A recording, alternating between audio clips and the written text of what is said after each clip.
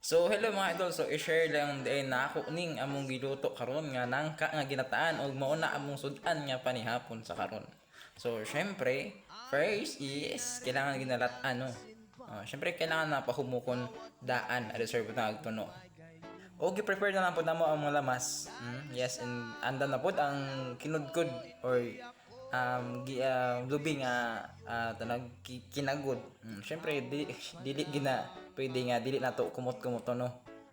Yes, og akong kauban ng luta. Og syempre katong ginataan ang duga ato nga sa nilataan niya nga kuan iabutod at tapos ada share butangan og gata. And nagkuha mi og isa ka baso nga espiso siya kay pang butang siya sa babaw unya ini kanang hapit na siya maluto or nagbukal na tong lasaw-lasaw niya nga gata.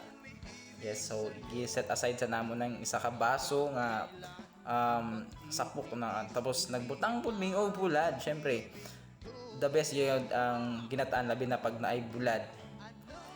Gamay lang gina siya nga bulad di siya ingon nas indagan og mao na siya ang katong lasaw-lasaw niya nga gata or ikaduhang puga na niya.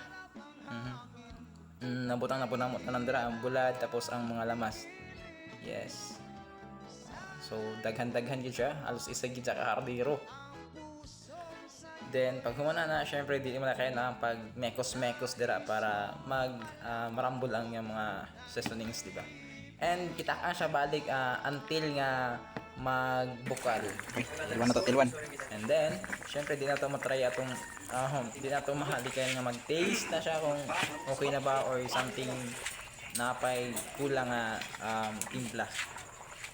Marag okay man yung naon dia. Marag naman pa kiat-kihan.